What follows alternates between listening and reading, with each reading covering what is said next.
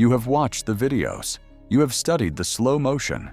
You know that George Digweed has won more world championships than any clay shooter alive. 32 at last count, across 4 decades of competition. And every time you watch him shoot, the same thought crosses your mind. He makes it look effortless. The gun moves. The clay breaks. No drama, no fight. Just smooth, mechanical precision. But here is what you're missing. Digweed's dominance is not built on talent alone. It is built on 3 specific techniques that he has taught and refined for over 40 years. And every single one of them matters more after 50 than it did at 30. Not because you are worse, because your body is different. Your rotation is tighter. Your reactions are slightly slower. And your mental habits are more entrenched. Today, we are going to break down the 3 Digweed techniques that give the biggest return for over 50 shooters, why they work, why they matter more now, and exactly how to apply them at your next practice. Before we start, please subscribe to the channel. Let's get started. Technique 1. The Coil-Back, rotation before the shot. Digweed has said it himself. Feet position and head position account for 80% of success in any sport, including shooting. But the part most shooters miss is what comes after the feet. Your body must be able to rotate through the target. Digweed's method is specific. You stand further round to where the gun is going to finish. Then you coil back, turning your upper body away from the break point, so that you're slightly uncomfortable when you start. When you call pull, your body uncoils through the target naturally. The gun releases, the shot fires, and the gun carries on to where it was always going to finish. That carry-on is follow-through, and it happens automatically because your body was already wound up to go there. Now, here is why this matters more after 50. Younger shooters can get away with standing square to the target and muscling the gun through with arm speed. Their torsos are loose. Their shoulders rotate easily. After 50, that flexibility decreases. Your shoulder joints do not turn as far. Your torso does not coil as deeply.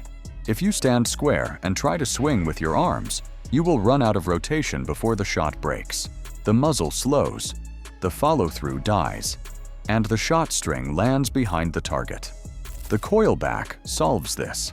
By setting up with rotation already built in, you let your body's natural uncoiling do the work, not your arms. Your swing speed becomes consistent. Your follow-through becomes automatic. And you stop reaching the end of your swing before the shot leaves the barrel. Technique 2. Still head. The gun goes where you look. Digweed's second principle is deceptively simple.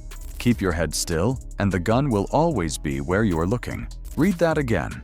Not where you aim, where you look. The distinction is everything. A shotgun does not work like a rifle. You do not aim it. You point it. And your eyes control the point.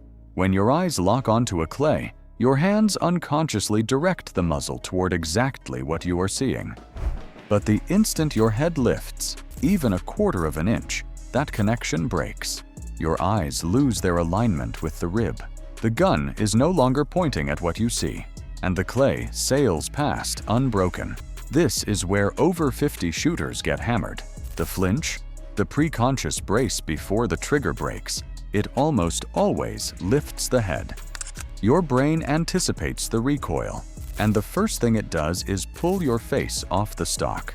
A younger shooter with a fresh neck and strong posture might lift a fraction and still connect. After 50, the margin shrinks. Your eye alignment is less forgiving because your neck does not snap back into position the way it used to. One lift, and the shot is gone. Digweed's fix is the still head principle. Press your cheek to the comb before you call pull. Feel the stock against your face. Maintain that pressure through the entire shot, not by squeezing, by letting your head rest on the gun. If your head stays, the gun goes where your eyes go. Every time. The most common mistake over 50 shooters make is trying to see the target break. You fire, and your eyes flick to the clay to see if you hit it.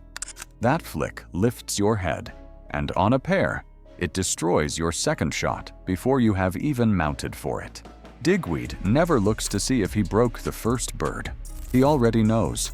His head was still. The gun was where he looked. The clay broke. He moves to the second target with his head exactly where it was. Technique 3. Build your score. Never subtract. This is Digweed's mental principle, and it might be the most important one for experienced shooters. He puts it simply: shoot each stand of 10 targets as an individual stand. Try to break as many of those 10 as you can. Then move on. Do not start from 100 and subtract every time you miss. Build from 0. The psychology behind this is profound. When you start from your expected score, say 92 out of 100, every miss is a deduction. You're losing something, and your brain hates loss roughly twice as much as it enjoys gain. This is loss aversion, and it destroys over 50 shooters because you know what a good round feels like. You have shot those high scores. You have a reference point. So, when you drop 2 targets early, your brain does not think, "I am at +2." It thinks, "I am already 2 down from my target." That framing changes your physiology. Your grip tightens. Your swing speeds up. Your pre-shot routine collapses. And 1 miss becomes 3. Digweed's build from 0 method removes the loss frame entirely. You start at nothing. Every bird you break is a gain. You're not protecting a score. You're building one. The physical difference this makes is real. Shooters who build instead of protect swing more freely. Their pre-shot routines stay intact. They do not speed up after a miss because there is nothing to protect. They are still building. This technique alone can add 3 to 5 birds to your next round. Not because it changes your shooting, because it changes what your shooting is for. Putting them together. The Digweed practice session. These 3 techniques are not separate skills. They are one system. The Coil-Back gives you rotation. The Stillhead gives you direction. The build don't subtract mindset gives you freedom to execute both. Here is how to practice them together. At your next session, shoot 1 round with only one focus. The Coil-Back. Set your feet at the breakpoint. Coil back until you feel the tension. Call pull and let your body uncoil. Do not worry about breaking the target. Worry about where the gun finishes. If it carries on smoothly past the breakpoint, you have the rotation. Then shoot a second round focused only on the still head. Cheek on comb. Eyes on target. Do not look to see if the clay broke. Feel the shot, then move to the next bird. Finally, shoot a round, where the only rule is the mental one. Build from 0.